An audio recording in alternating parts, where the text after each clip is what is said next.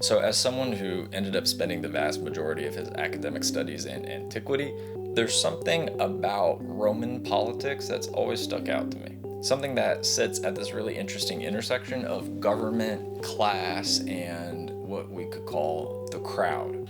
Class society in ancient Rome was very different than it is now. It was very complex. There's these various gradations of status that were mediated across Roman social systems. But what's most interesting is that out of all of this emerged a mechanism of popular pressure that allowed the lower classes to assert themselves in a public sphere. Crowds would appear in the forum in support of a particular politician or a policy, or to raise or settle grievances, or for any number of reasons, really. These crowds would get rowdy and sometimes violent, but because of the way that the Republic functioned, they would often get their way. What modern eyes may interpret as an unruly mob was, for the Romans, something that was regulated by civil society.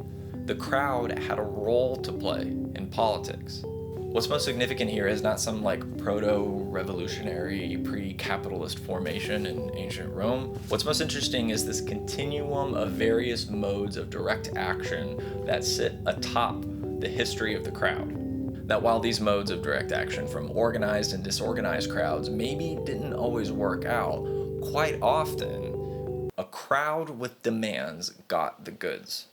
This particular discourse that led Roman politicians toward negotiations with the crowd, it fell out of style after the fall of the Republic, but the crowd itself stuck around, and it was constructed by this ever-changing cast of characters and variety of economic contexts. The combination of resentment, poverty, and religious fervor that fueled the Yellow Turban Rebellion against the Han Dynasty. There were the Zealots of Thessaloniki in the 13th century, all the way to the social unrest that boiled over in the 14th century into a full-on peasants' revolt. There's the Javanese War against Dutch colonial occupation in the 1800s. There's the fucking Paris Commune. These crowds looked and acted different from each other, and they had different beliefs, and they worked towards different goals, but they were crowds. They also received different reactions. On the one hand, an angry crowd of plebs in ancient Rome was often granted an audience and negotiated with, while the series of slave revolts that popped up during the Republic were routinely crushed and the belligerents killed. The history of the crowd is complex and fluid. Some were spontaneous, some were planned. Some were largely peaceful, some violent. This amount of variety means that as time moves forward, so does the crowd, altering and changing its composition and purpose based on the particular circumstances it finds itself in. It's a process that continues today. There's been a lot of scholarship on this particular topic, and for a while, historians tended to see crowds as these angry mobs that lacked any cohesion. As the social historian and Marxist humanist E.P. Thompson has pointed out, historians took for granted the agency of the crowd and regarded them only as a compulsion, that they're this knee-jerk response to economic circumstances. So while the crowd may sometimes be used as an instrument of one particular individual or structure, a close examination of historical sources often reveals something that's much more complex. When historians stopped defaulting to a negative view of the crowd, regardless of that crowd's motives or successes, we get a better idea of how and why they appear over and over again throughout history. What it really makes me think about is that whenever someone wags their finger or scolds protesters for being, quote, inappropriate or disruptive, I always wonder if they'd feel the same way if they were talking about the participants in the railroad strike of 1877. I wonder if they would say this to people who marched in the civil rights movement. When they walked 46 or 47 miles from Selma to Birmingham after a state trooper shot and killed Jimmy Lee Jackson.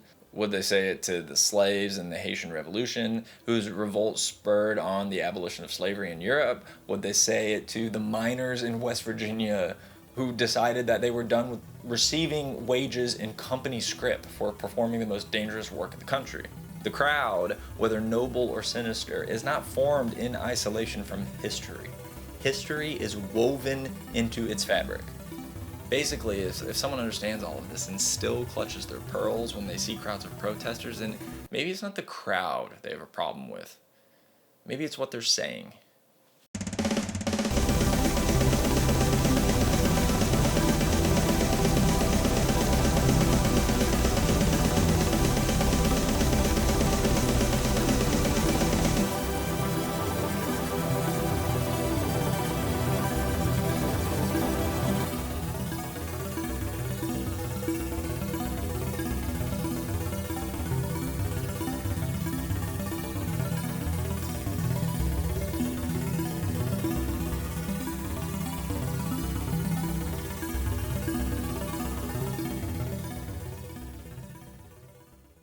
There are points at which the accepted order, the way that the world works, fractures, if only for a moment.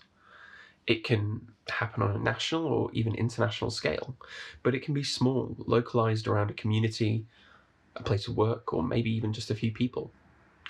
And in those fractures, you get to see glimpses of a world that could be different.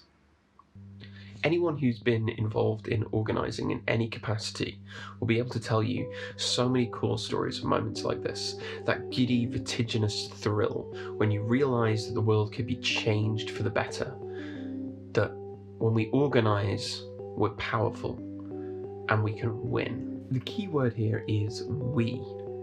In order to understand the power of that word, we need to have a theoretical understanding of the crowd. Political history shows us time and time again that crowds have a revolutionary potential, but we need to understand what it means to be part of a crowd if we want to understand how the masses can change the world. Being part of a crowd is an exciting and occasionally even terrifying thing, because it necessarily involves giving up a part of ourselves to join with something bigger. Anyone who's been on a picket line, a protest, or a march can tell you about that feeling. However, this feeling runs counter to much of what we're told about how to move through the capitalist world.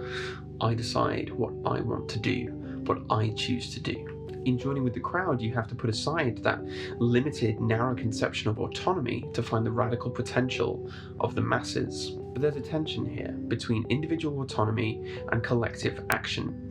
And in political or revolutionary settings, this can be a problem. After all, the crowd is powerful together. But what happens if you split them up? You don't need to physically attack them, although brutalizing people in the street is the preferred method of the police now and always. You can just get them all to leave by reminding them of their individual rights and autonomies. In their book Crowd and Parties, the American writer Jodi talks about what happens when collective and individual notions of autonomy come into conflict. Collective strength evolved into the problem of individuals aggregating by choices and interests that may or may not converge. Reducing autonomy to individual decisions, we destroyed the freedom of action we had as a crowd. There's an important point here. Crowds and masses of people have the potential to remind us of kinds of political collectivity that we might have forgotten about. Because in the neoliberal age, in what Mark Fisher called the grey horizon of capitalist realism, politics is often reduced to a set of individualized choices, mostly focused around consumption. As the writer Penny Andrews puts it, politics can become a kind of fandom. But if there's anything that the months of riots and struggles and protests show, it's that politics is what it's always been underneath that neoliberal coat of paint. It's about the material struggle for emancipation and freedom. Politics is about who gets to live and who doesn't. So the question becomes, what kind of politics is happening here, there, everywhere that the masses take to the streets? You see a lot of talk, especially in an election year, about the individual being the base unit of politics, but historically this was never really the case. Struggles are fought, mounted and won by mass movements, and so in neoliberalism we cannot allow that grey horizon of capitalist realism to define the limits of what we think is politically possible. In some notes from the 1840s, Karl Marx talked about the ways in which capitalism seeks to keep us isolated from one another, unable to have any real say or agency in what we do, or even able to see the point in much of the work that we're forced to undertake. He called this concept alienation, and without getting too technical, I think it's something that all of us experience, maybe now more than ever. You see, for political power, it's convenient to deal with individuals. But masses are a different story. When it comes to the masses, mainstream political theory and philosophers have tended to view it with suspicion. For Thomas Hobbes, man in the state of nature was a violent, nightmarish creature whose power had to be restrained by the divine right of the king and the authority of the state, because without it, life would be nasty, brutish, and short. in the present age, it's easier to think of the end of the world than it is to think of an existence outside of capitalism, making it the unifier of the social field with a kind of power that Hobbes's sovereign could only ever dream about. There are a couple of immediate ways in which the politics of the protests that we've seen at the moment have been spoken about, and many of them are variations on the same thing, which is this idea that individuals are singular and primarily concerned with economic gain. If you accept that, then a mass of people, a riot, a protest is motivated by its desire for individuals to acquire stuff, and this usually degenerates into the racist and classist discourse about the dangers of looters. That theory of the subject doesn't really know how to explain what it sees happening out in the streets, because for the last half century, or probably even longer, the only way it can conceive of people is as Homo economicus, the good, individual, atomized subject of neoliberal capitalism. And look, if that's all you think that people are, you won't look beyond that to find explanations for what we see happening. But a better and more productive way of thinking about things is to accept that we are not just economic units of production. We could borrow Ernesto Laclau, the Argentinian philosopher's framework, to explain what we see happening here. Laclau theorized that at certain points in a society, groups will emerge making demands of the political and social order. If those demands are not met, more groups making divergent demands will start to emerge, and these groups will eventually connect, forming a kind of chain. What this results in is an antagonistic split internal to the structure of a given society between a front making demands of the social order and a political and social order which is not willing to meet them. Think of the ways in which demands around police abolition are connected to issues like racial justice, poverty, classism, and police brutality. When we start thinking this way, we can see that the politics of the street start to move beyond mere democratic or reformist demands for specific outcomes towards a populist movement looking forward to a better world to come. What this allows for is a new way of thinking about the world. At the end of his life, Mark Fisher was working on a book provisionally entitled Acid Communism, a book that was about the spectre of a world that could be free, or a world that is a place where, as the too soon departed Michael Brooks would put it, no one need ever go hungry ever again. And look, all of this is to say that what we see in the streets is not simply a collection of individuals seeking to make economic gains,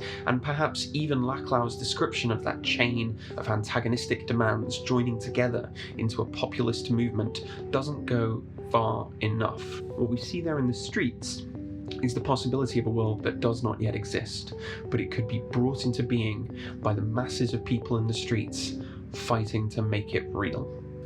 So, if that's what we see happening, if there is a new world out there, then how do we bring it into being? If we're moving beyond the demands of social order towards a populist movement, then it means that right there, out on the streets, we get to see new political formations being created. The situation is very fluid, and the uncomfortable truth is we may not win. The social order will bring all of its power to bear against those people in the street, and populist demands will encounter the utter refusal of the social and political order to address those demands through political mechanisms and institutions. And to be honest, maybe there's something comforting about defeatism, about saying that none of this was ever going to work, none of this was ever going to make a difference. Watching protesters bravely face down the violence of the state and watching cops zip tie individuals and throw them into vans is to be reminded that we are vulnerable and that resistance is both inspiring but also deeply fragile. None of this changes the fact that there is, right now, just as there always has been, a world to be won. I guess the point that I'm trying to make is not that the revolution is here, but there is a moment of possibility. A door opens. A horizon dawns, just as it has at so many other different stages of history. The question is, what are we going to do about it?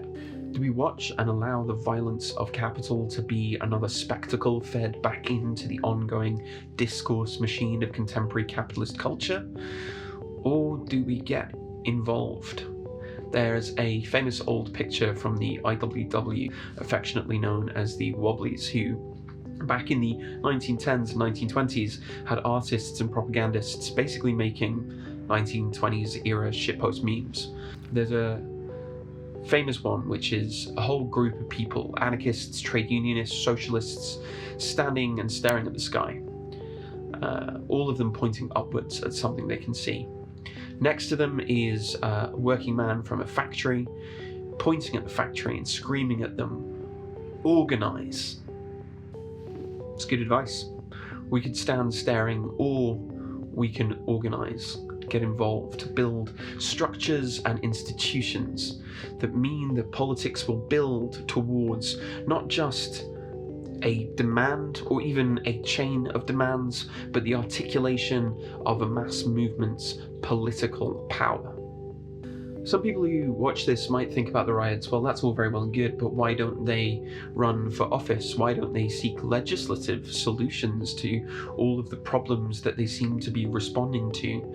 And implicit in this demand is a need for meaning, for it to make sense somehow.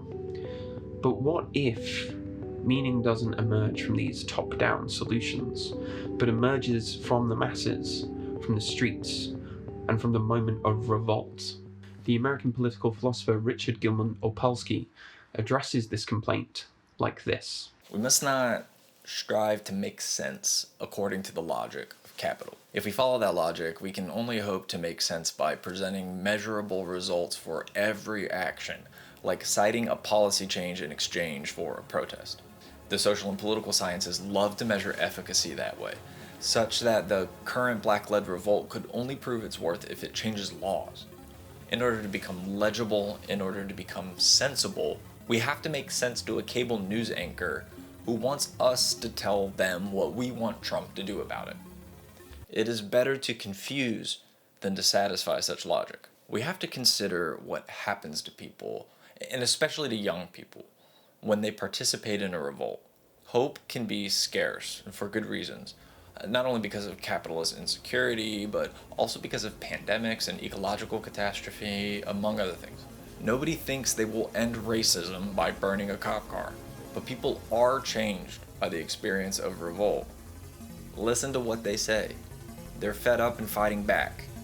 They're experimenting with their own powers, their creative capabilities to fight the reality that threatens them. These existential, cultural, psychic, historic, and political experiences are not nothing. They may end up being everything in the long run. And it starts by seeing the masses of people who have taken to the streets as not something which is distinct from ourselves. Let's take ourselves out of ourselves. Because if we do, we might realize that politics is something more than just individuals making choices.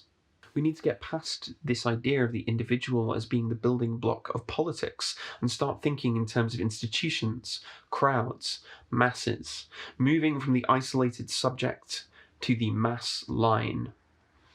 Gilman Opalsky wrote a book called Spectres of Revolt, which made the argument that we shouldn't see these moments of revolt and protest and masses in the streets as interruptions of normal life, but rather what is presented to us as normality is an interruption into the ongoing situation of revolt. Why would we think that the revolt is over when the conditions that provoked it are still going on? Even if the riot, the masses, the protests are not visible, they are still there. One of the advantages of thinking about the crowd through history is there have been so many artists and writers who have been at similar moments of revolutionary potential change, and they have left behind a legacy of tools that we can use to understand our situation and fuel to help inspire us to change it. And these words shall then become like oppression's thundered doom, heard in every heart and brain, heard again, again, again. Rise like lions after slumber, in unvanquishable number, shake your chains to earth like dew, which in sleep had fallen on you. Ye are many, they are few.